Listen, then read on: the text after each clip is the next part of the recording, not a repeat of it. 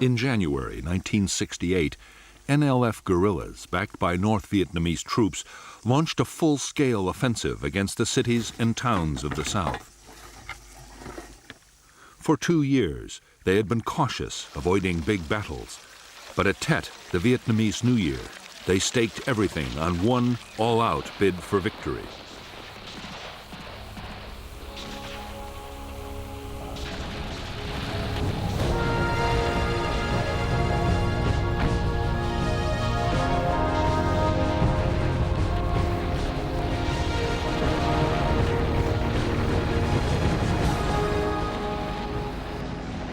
The Tet Offensive was one of the most stunning surprise attacks ever launched by an army. More than 80,000 guerrillas and North Vietnamese troops were thrown against the forces of the South Vietnamese government and their American allies.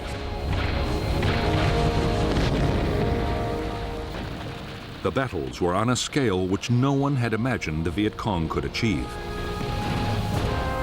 The fighting even spilled into the American embassy in Saigon.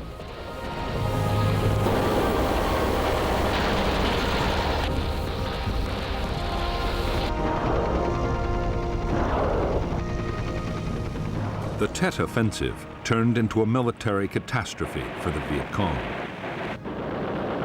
In clashes of shocking violence, the guerrillas lost most of their best fighters.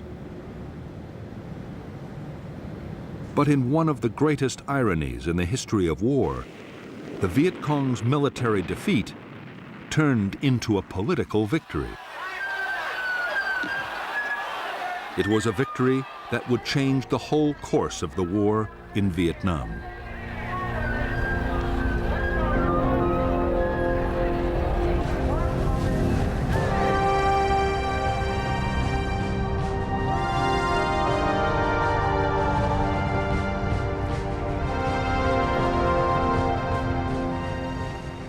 American forces in South Vietnam had spent 1966 massively building up their numbers. Men and supplies poured in. Bases, airfields, and port facilities were expanded at a frantic pace.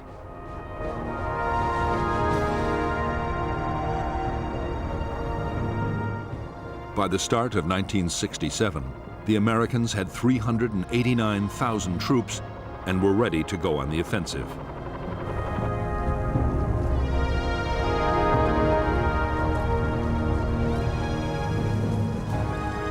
The American aim was to defeat the NVA and NLF force by now numbering nearly 128,000. For 7 years, the NLF had been fighting to overthrow the government of South Vietnam and reunite the South with the North. The North was backing them with supplies and men, and had sent units of the North Vietnamese Army to fight inside the South.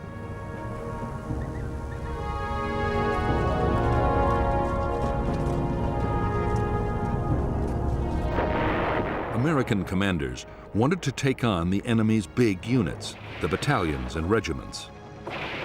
If U.S. forces could destroy them faster than they could be replaced, the war would soon be over.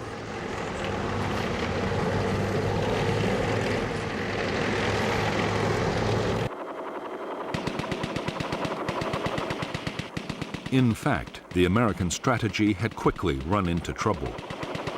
After early battles in which enemy regiments had suffered heavy casualties, they had avoided head-on clashes. Instead, the Viet Cong meant to stick to hit and run and ambush.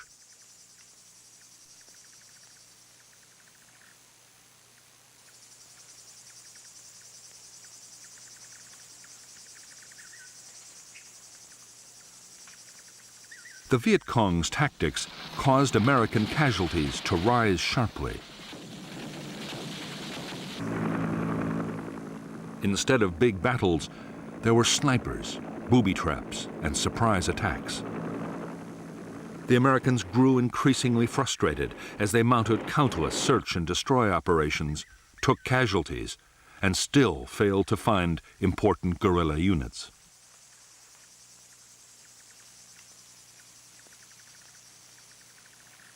The commander of American forces in Vietnam, General William C. Westmoreland, was determined to make the Viet Cong fight big battles. Only then could superior American firepower be used to the full.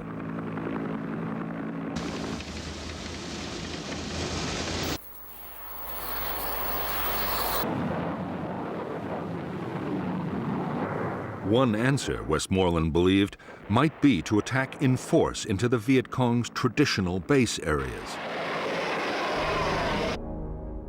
These, he was sure the Viet Cong would fight to defend.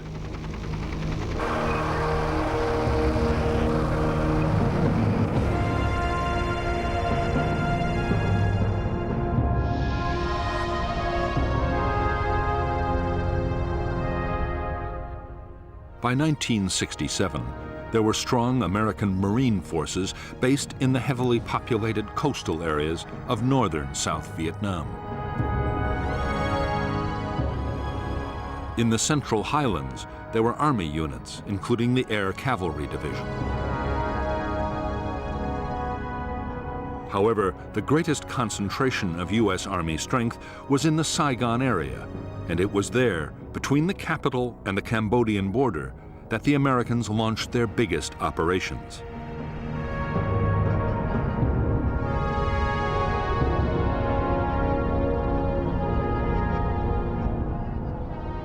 The Viet Cong base areas targeted by the Americans were the Iron Triangle, only 20 miles from the capital Saigon, and War Zone C, near the Cambodian border.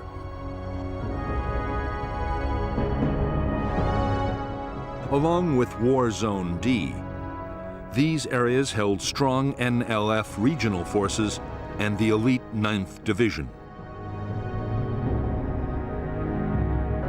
Supplied down the Ho Chi Minh Trail from North Vietnam, the bases were springboards for attacks in and around Saigon.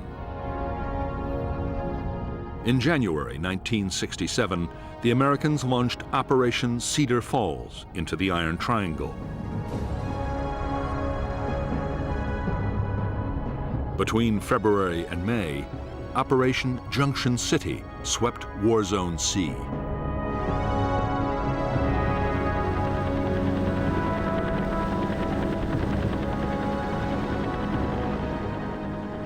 In Cedar Falls and Junction City, up to 25,000 Americans and South Vietnamese Army troops swept through the NLF's base areas. There were hundreds of firefights and several major NLF attacks with assaults by thousands of guerrillas.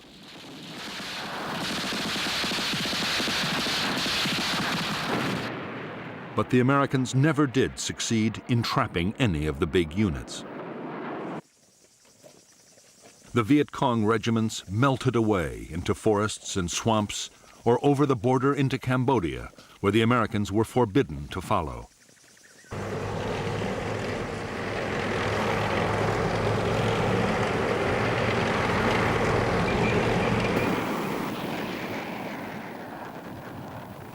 Even though U.S. commanders had failed to provoke the big battles they wanted, they were more optimistic than before. They had done massive damage to the Viet Cong's installations and had captured huge amounts of supplies. Cedar Falls and Junction City alone had killed nearly 3,000 guerrillas.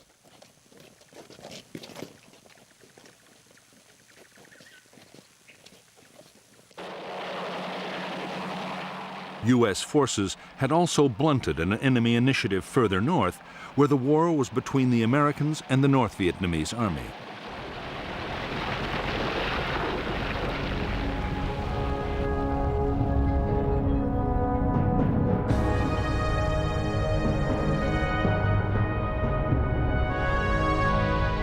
North and South Vietnam were separated by a demilitarized zone, inside which troops were not supposed to operate. South of the zone, the American defense against the North Vietnamese Army was a string of fire bases. Khe Sanh, the Rock Pile, Camp Carroll, Cam Lo and Dong Ha along Route 9, and the newly built Can Tien and Jiaolin.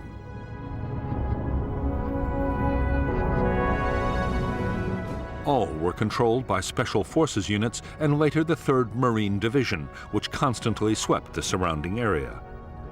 Between January and May 1967, 2 North Vietnamese divisions operating out of the DMZ launched heavy bombardments of these bases. Ground assaults at Can Tien and Khe Sanh were only driven off after massive aerial bombardments. Afterwards, the Marines continued to patrol aggressively.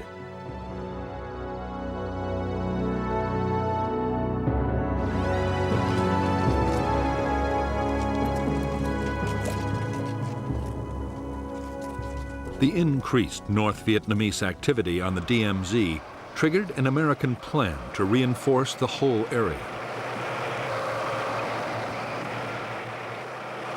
More Marines were moved up, and Army units were redeployed from other parts of South Vietnam.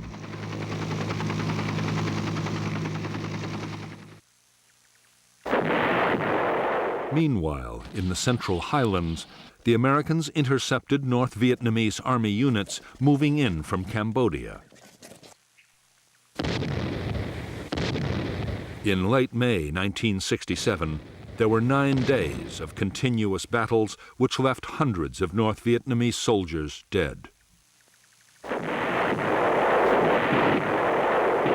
While American ground operations were piling on the pressure in the first half of 1967, the U.S. air campaign against North Vietnam had also been stepped up.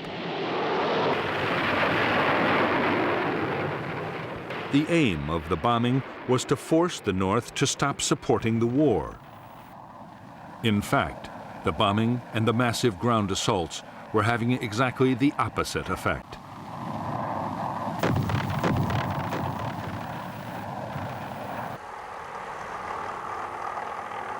Far from giving up, North Vietnam was preparing to unleash the biggest offensive of the war so far.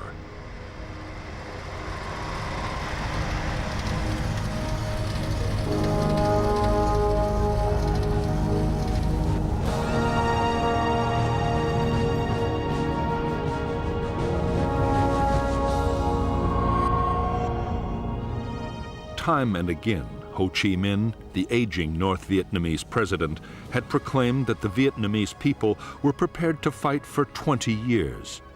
He insisted they would pay any price to reunite Vietnam and drive out the Americans.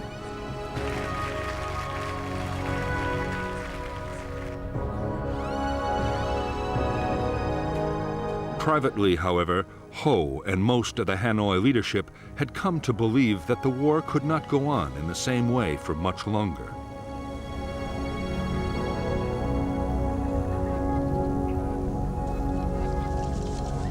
The problem was not just the casualty rate in the South, estimated by the Americans to be at least 5,000 troops dead every month.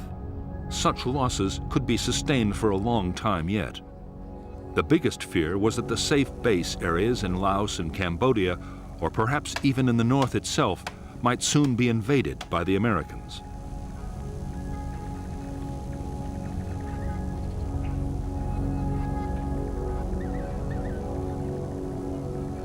There were also worries about how well the morale of the population would stand up to a bombing campaign that might go on for years.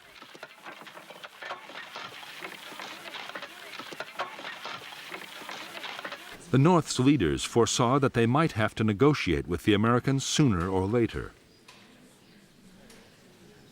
But before that happened, they were determined to make one more attempt to win the war on the battlefield.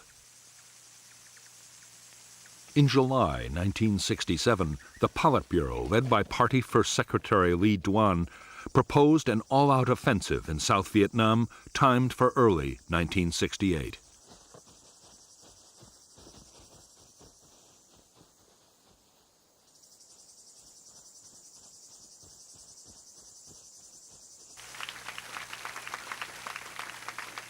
Up to recently, command of the war effort in the South had been divided between General Giap, who controlled the North Vietnamese Army's campaigns, and General Tan, who ran the war further south. And there had been disagreement between them about the planned offensive. But just as preparations got underway, General Tan died of heart disease in a Hanoi hospital. For years afterward, it was thought in the West that he died as the result of an American bombing raid on his southern headquarters. As well as the loss of a charismatic leader and the shock to the Viet Cong's command, it was an ironic turn. Now Giap was solely responsible for planning the entire campaign.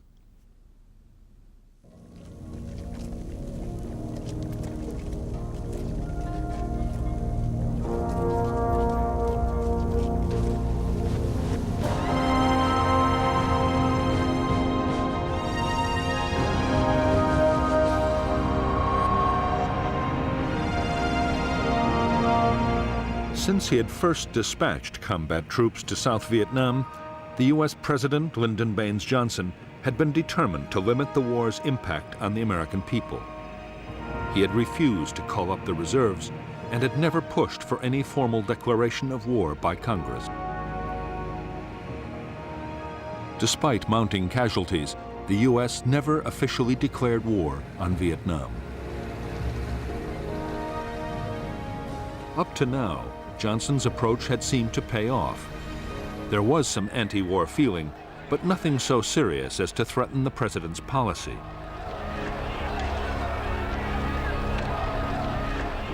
However, the toll of American combat casualties, now running at more than 6,000 killed, wounded, and missing every month, was hardening opposition. The draft call had been increased, yet so far no real attempt had been made to get the American public's support for the war or its aims.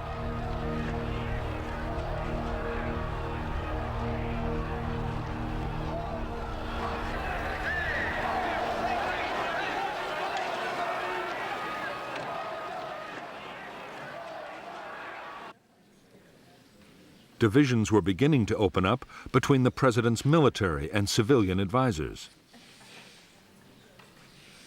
The Joint Chiefs of Staff wanted more damaging targets for the bombing campaign against the North.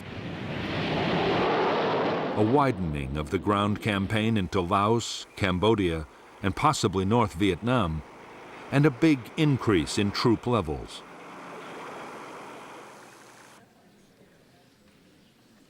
On the other hand, the Defense Secretary, Robert McNamara, strongly opposed escalating the war.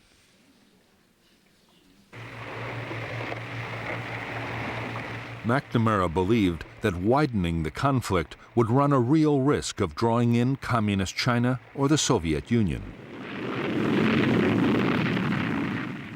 He also believed that the war might be a long one, and that if the American people were to support it, the cost would have to be kept down.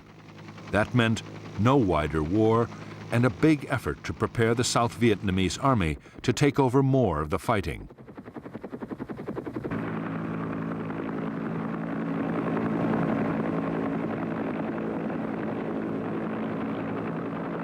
In the face of contradictory advice from his military and civilian advisors, President Johnson's reaction was to compromise. The bombing war would be intensified to include a whole range of targets which would hit the North Vietnamese war effort hard. On the other hand, there would be no expansion of the ground war. The army would get fewer than 50,000 extra men, and the reserves would not be called up.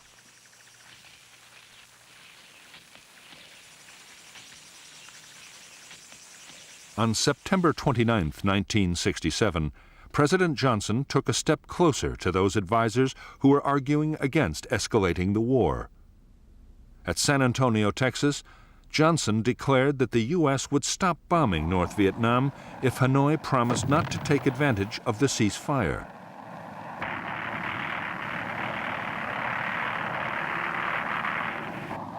There was no response from Northern leaders.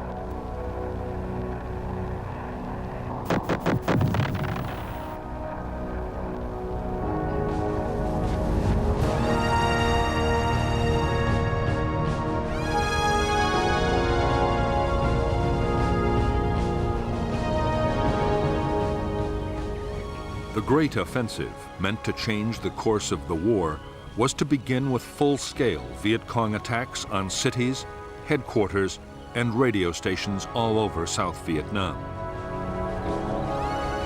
The shock of the offensive would cause the South Vietnamese army to collapse. Government troops would be encouraged to mutiny, and some might even be persuaded to turn their guns on the Americans. At the same time as the military offensive, the signal would go out for a nationwide uprising by the people of South Vietnam. It would be led by the secret youth leagues and workers' groups already in place in the cities.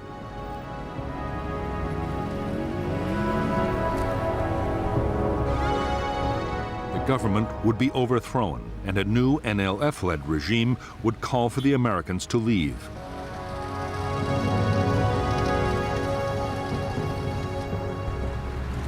NLF planners believed that with the world looking on, the Americans would have little alternative but to go.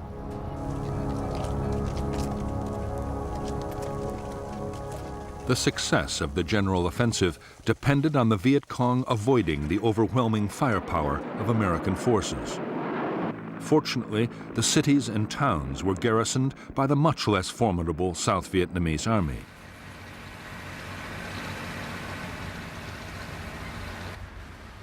Still, General Giap meant to take no chances.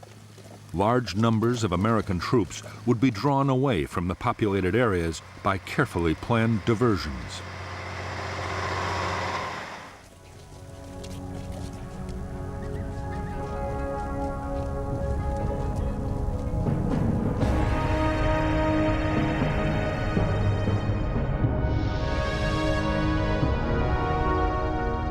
In the last months of 1967, the North Vietnamese army meant to attack government troops at Song Bay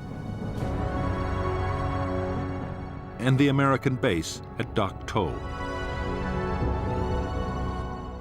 The U.S. Marine outpost at Con Thien would also be hit, and forces would be massed around Khe Sanh.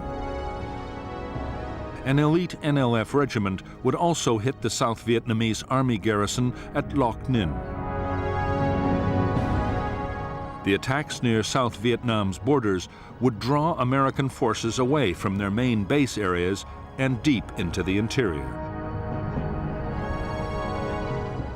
The general offensive and uprising would then begin. The Viet Cong would attack the national capital, Saigon, most of the country's 44 provincial capitals, and over 100 other towns. The last phase would happen at Khe Sanh. There, the NVA would win a major victory over the United States in a huge set-piece battle that would destroy the American will to carry on the war.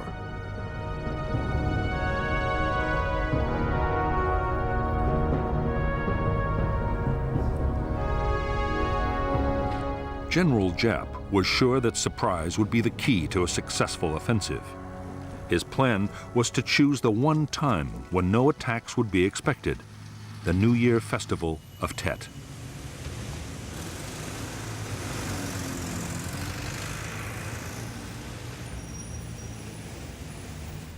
In previous years, an informal ceasefire over the holiday had seen vast numbers of South Vietnamese army troops on leave, celebrating with their families. Although an attack during Tet would be deeply offensive to much of the population, it would be certain to catch the enemy totally unprepared.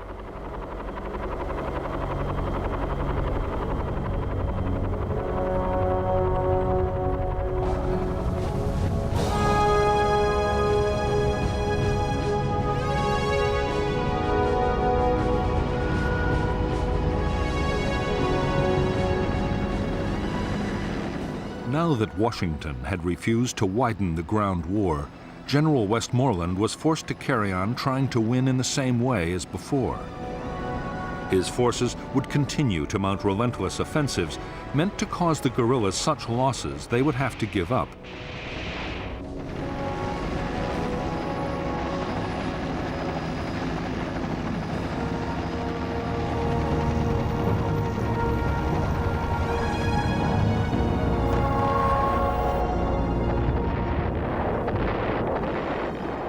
Meanwhile, there was another war to be fought too. The NLF still controlled a quarter of the villages in Vietnam.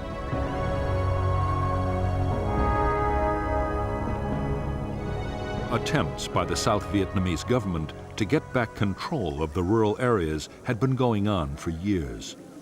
Various pacification programs had tried to win the people's support and root out the NLF political organization. The campaign had failed dismally, in part because it was poorly coordinated with the American war in the field, and because successive Saigon regimes and the CIA had alienated the people with thousands of assassinations of suspected NLF sympathizers. It was also in this year that the Phoenix program of assassinations began. Washington was now insisting that the two efforts, pacification and the bigger war, had to be pulled together to make one grand strategy.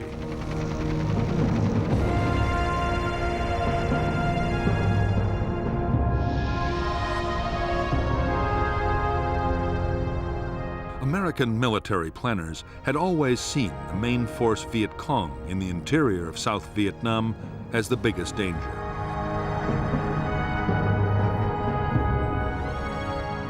They threatened the populated areas with attack, and the Americans believed they supplied men, food, and weapons to the local guerrilla units.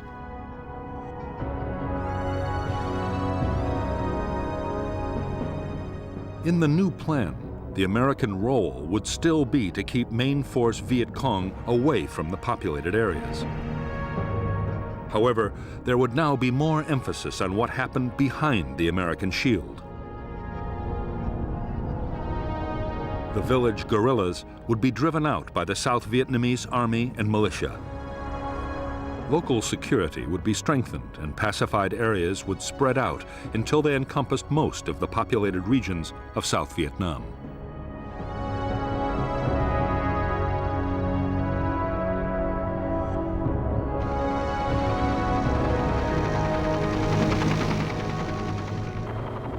American strategists were convinced that if the U.S. military effort and the government's pacification program could be made to work together, they could win the war against the Viet Cong.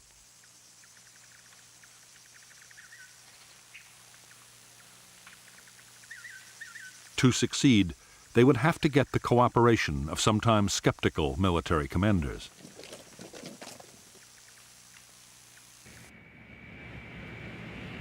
They would also have to do something about the huge number of different American agencies supporting pacification projects.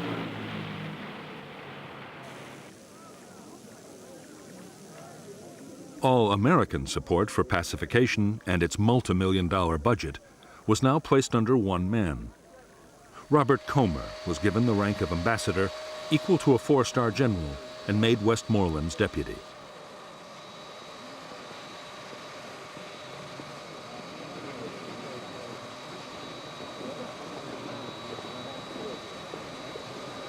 Everyone knew that Comer faced an enormous task, but in Saigon and Washington there was real optimism. It looked like the United States at last had a strategy that could deliver a solid victory in Vietnam.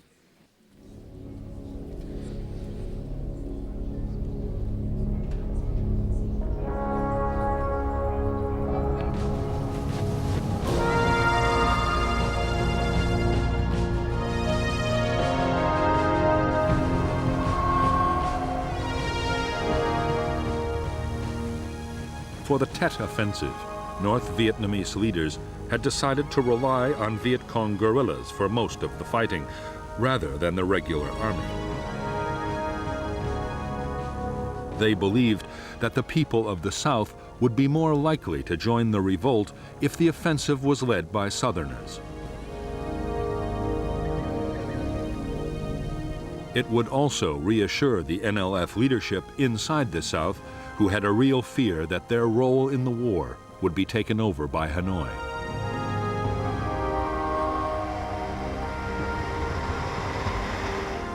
By late 1967, the NLF and the North Vietnamese Army together fielded 128,000 main force troops in South Vietnam, most of them in 152 infantry battalions.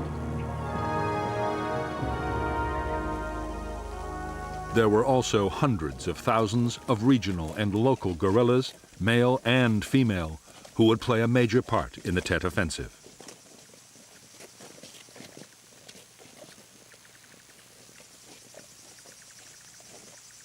Although the Americans believed that local Viet Cong guerrillas in the villages were supplied and supported by the main force units, the opposite was usually the case. It was the village guerrillas who supported the main force battalions.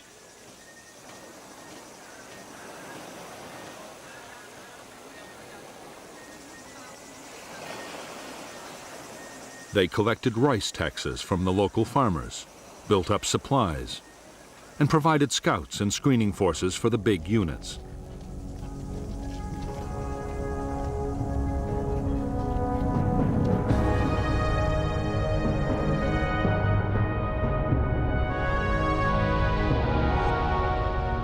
All communist military forces in the southern part of South Vietnam were controlled through the Viet Cong's mobile headquarters, the Central Office for South Vietnam.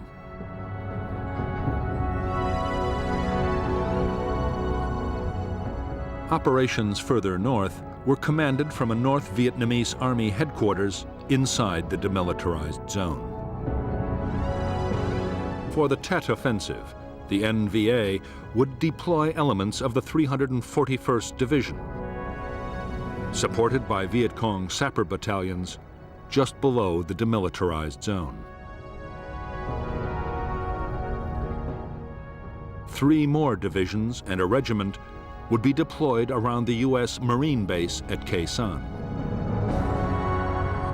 Further south, 2 divisions, supported by Viet Cong sappers and artillery units, were spread out along the coast, and another was deployed in the Central Highlands.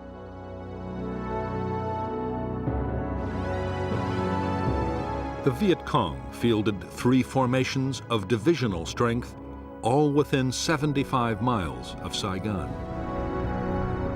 Countrywide, they also had 30 independent main force battalions and more than 60 regional and local battalions.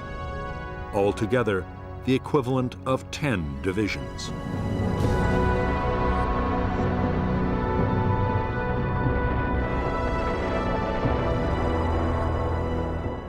During 1967, American fighter bombers would fly 53,000 attack sorties against the Ho Chi Minh Trail. Their aim was to cut off the flow of forces and weapons from the north to the southern guerrillas. In spite of the massive scale of the bombing campaign, it was having little real impact on the Viet Cong's buildup for the Tet Offensive. The area the bombers had to cover was vast, and the Viet Cong were experts at camouflage. In the month of July 1967, 480 trucks made the long and arduous journey from North Vietnam to the south. By the end of the year, traffic would soar to 3,000 trucks a month. In fact, on the eve of the offensive, many Viet Cong and North Vietnamese Army units would have a surplus of modern weapons and equipment.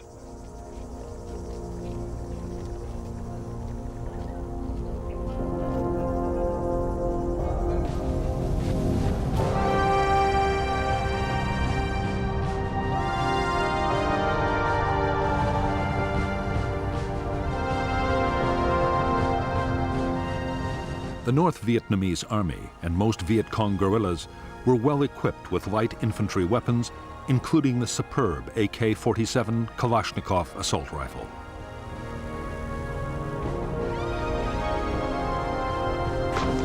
They also had a range of medium and heavy machine guns.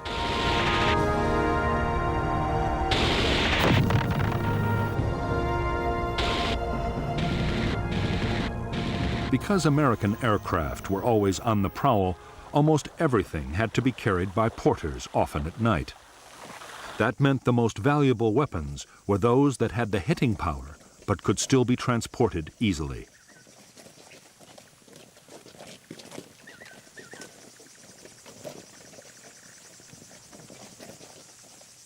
The Soviet-made rocket-propelled grenade launcher, the RPG-2, and its replacement, the RPG-7, were lightweight and highly effective against armor and bunkers.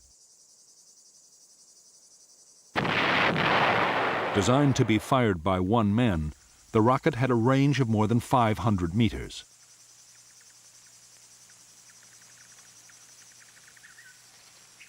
For much longer ranges, the Chinese 75mm recoilless rifle, the Type 52, was an accurate and powerful weapon.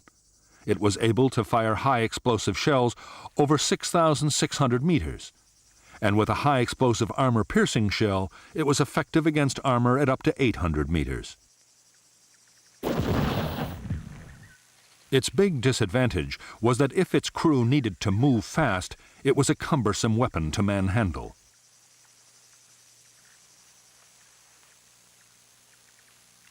In the rugged terrain of South Vietnam, mortars were by far the most useful of all heavy weapons. The NLF and the North Vietnamese Army had thousands, and they were the perfect combination of hitting power, range, and portability.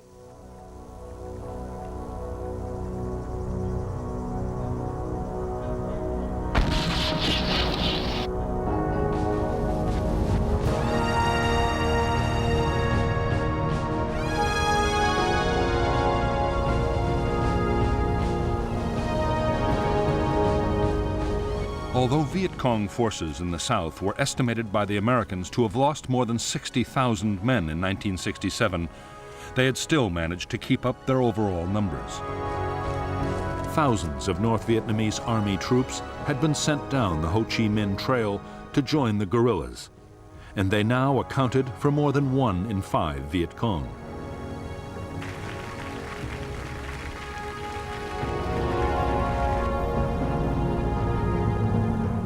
The guerrillas also operated a draft in the villages.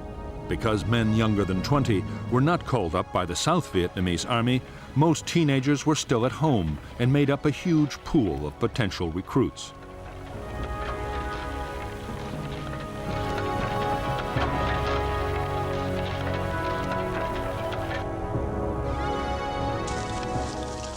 Local NLF guerrillas were given only a basic minimum of infantry training. Later on, though, if they were recruited to a main force unit, they could get up to a month of advanced instruction.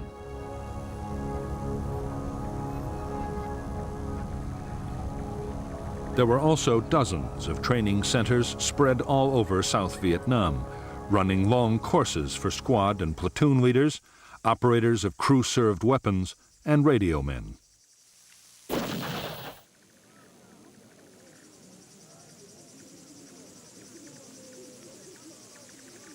To make sure the guerrillas understood what they were fighting for, all training courses included political instruction.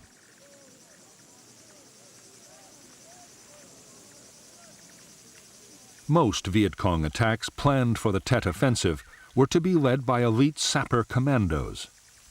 Their job would be to launch the initial assaults, blasting their way into enemy headquarters and bases. Most sappers were part of well-trained main force battalions, but for Tet, the Viet Cong would also heavily rely on local sapper units, men and women recruited inside the cities. Many drove pedicabs, cyclos, and taxis, or were chauffeurs and delivery men, and knew their way around the streets like no one else could.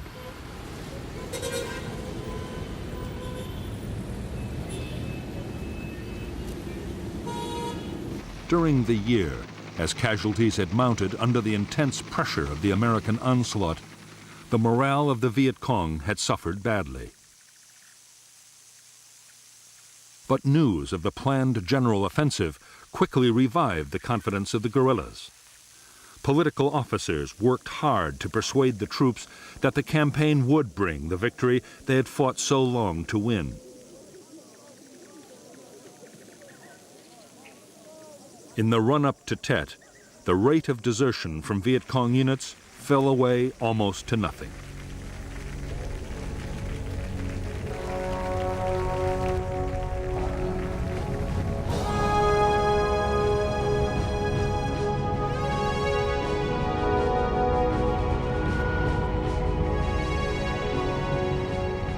By late 1967, there were almost 500,000 American military personnel in South Vietnam.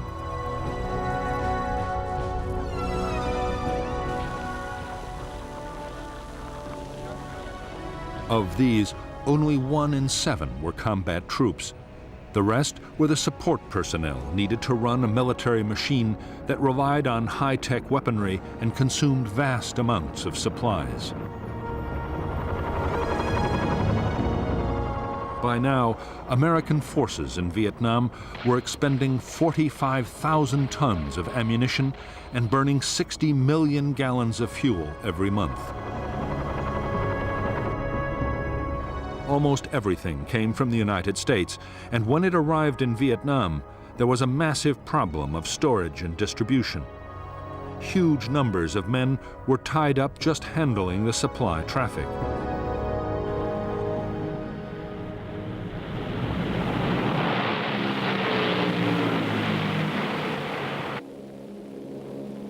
Protecting the dozens of big American installations scattered all over the country and securing major road links was another enormous drain on manpower.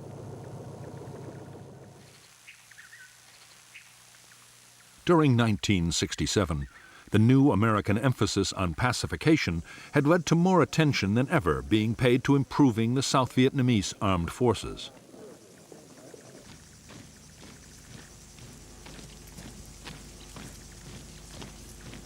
The armed forces now numbered more than 340,000 soldiers, and there were also nearly 300,000 regional troops and other militia.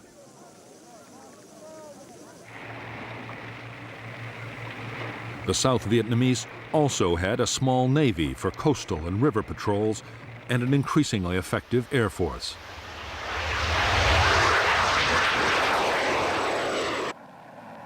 Its pilots were now flying a quarter of all combat sorties inside South Vietnam.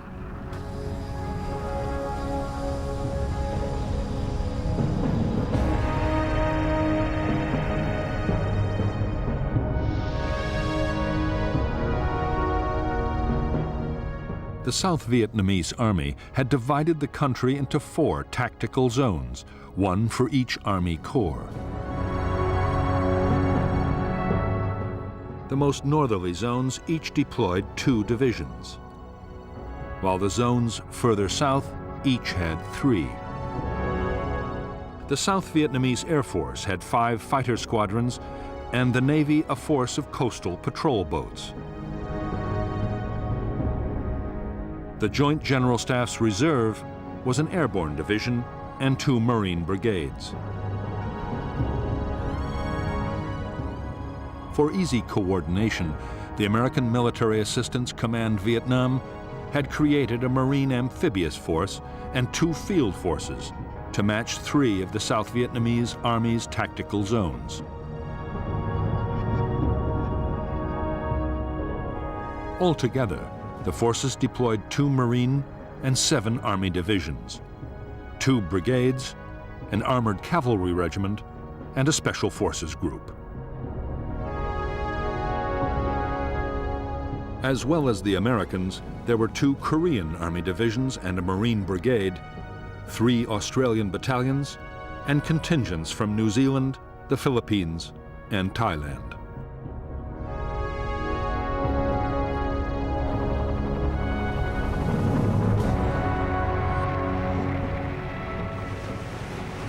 During 1967, the Americans had launched their first combat operations in the extreme south of Vietnam. Up to then, the maze of rivers and canals in the Mekong Delta had been left to the South Vietnamese Army.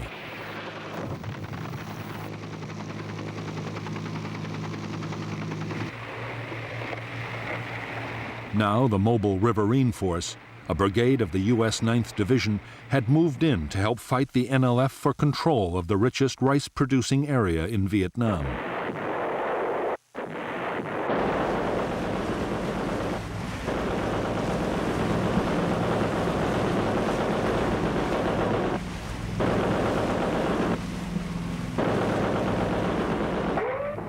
The Mobile Riverine Force was unique in the U.S. Army.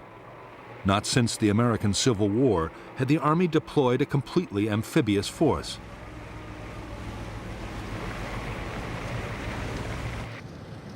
It had its own base, a man-made island.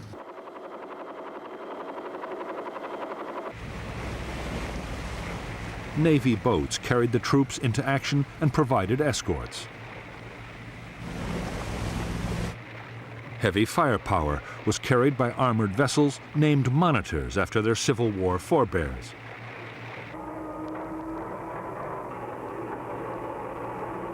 During the Tet Offensive, the Mobile Riverine Force would see heavy fighting.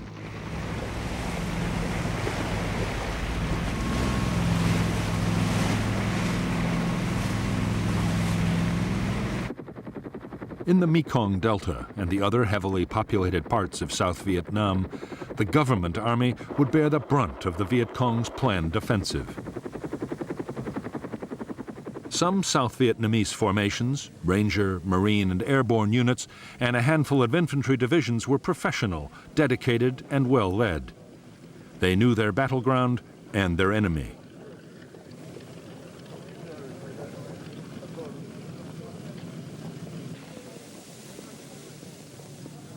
But 6 of the Army's 11 divisions were in poor shape, suffering from corrupt and incompetent officers, desertion, and obsolete equipment.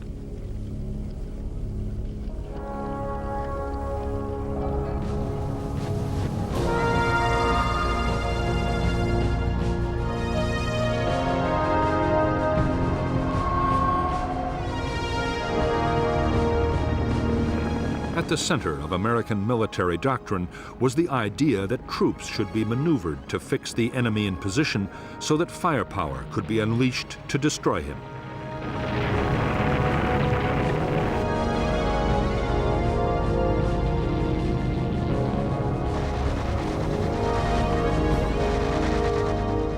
In defense, too, heavy firepower played a critical part. Every American infantry division in Vietnam could call on massive support from aircraft and sometimes from long-range artillery. Divisions had their own artillery as well, mostly 105mm weapons, and the divisions always set up fire bases before every operation.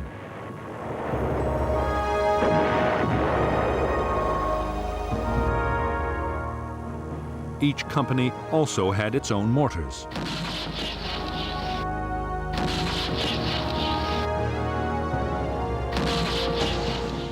Tanks were used by almost every American division in Vietnam.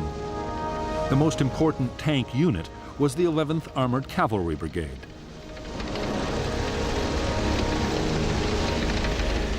All of them used the M48, a 44-ton vehicle with a 90mm gun. In spite of early doubts about how tanks might fare in Vietnam, their firepower and armor were invaluable for securing roads and escorting convoys.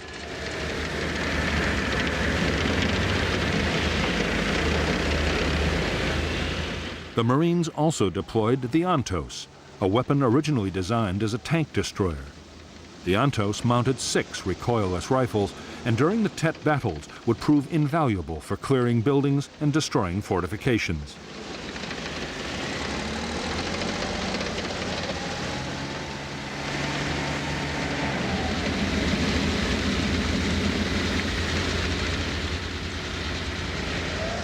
Of all the armored vehicles deployed in Vietnam, the most useful by far was the M113 Armored Fighting Vehicle, known to American troops as the Track.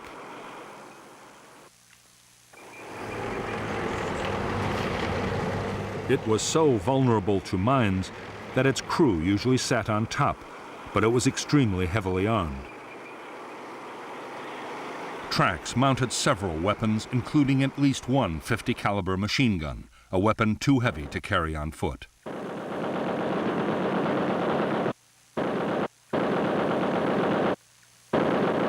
The .50 was incredibly destructive, able to cut a tree in half hundreds of yards away.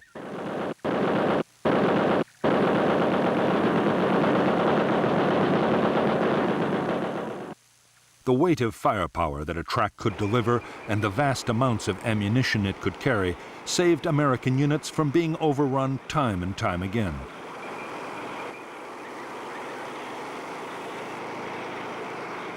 One weapon highly valued by the crews of armored vehicles and by foot soldiers was the M79 grenade launcher, called the Duper from its sound.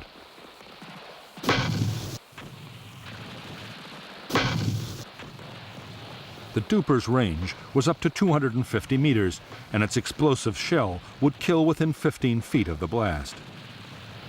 A good grenadier could hit a target the size of an open window at 100 meters and fire a shell every 3 or 4 seconds.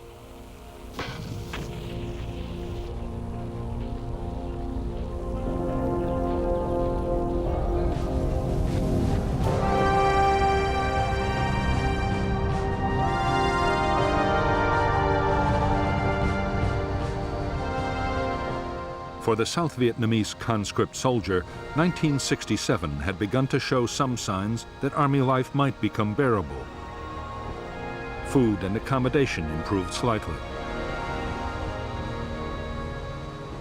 Amongst the professionals, in the better units at least, confidence was high.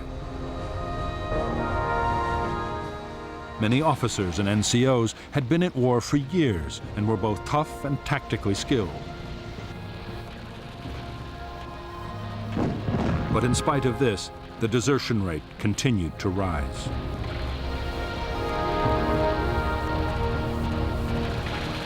While the South Vietnamese conscript served 4 years, the United States Army had stuck to its policy of bringing soldiers home after one 13-month tour of duty. It was effective in preventing combat fatigue. But the decision was having a real impact on the battlefield. Units were constantly losing experienced men who were replaced by newcomers, unable to spot booby traps and ambushes, and not yet used to Vietnam's punishing climate. Officers served only 6 months in combat, and new arrivals had a very high chance of being killed or wounded. Drop back about 5 meters, 5 meters. American combat units in the field were almost always seriously under strength. With operations running all the time, and the men perpetually short of sleep, exhaustion was beginning to tell on morale. So too was boredom and sometimes disillusion. Returning again and again to the same places on exhausting search and destroy sweeps often seemed utterly pointless.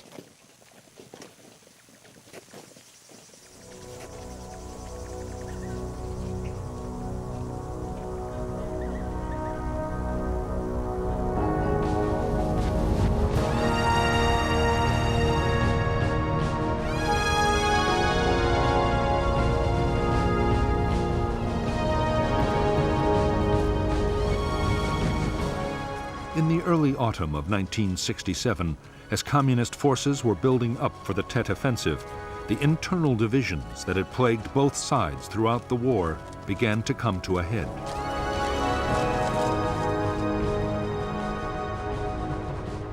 In Hanoi, 200 senior officers were arrested in a crackdown on opponents of the Tet strategy. In Washington, Robert McNamara, the increasingly disillusioned Defense Secretary, had lost the confidence of the President and would soon resign.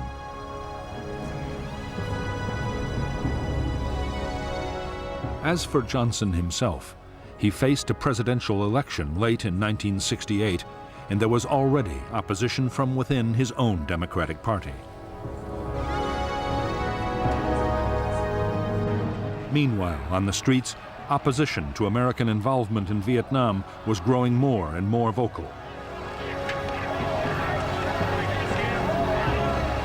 As Johnson's popularity slipped to an all-time low, he clung to his belief that the public could be persuaded to back his conduct of the war.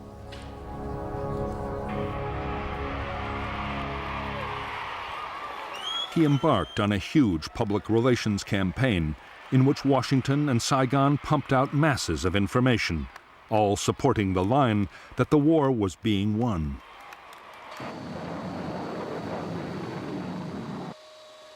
President Johnson toured military bases around the country and even recalled General Westmoreland from Vietnam to add his weight to the argument.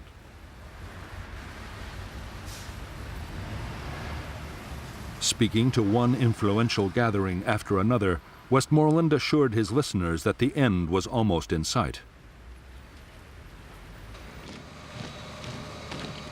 What the general did not know was that halfway around the world, in the forests and mountains of South Vietnam, the first phase of the communist offensive had already begun.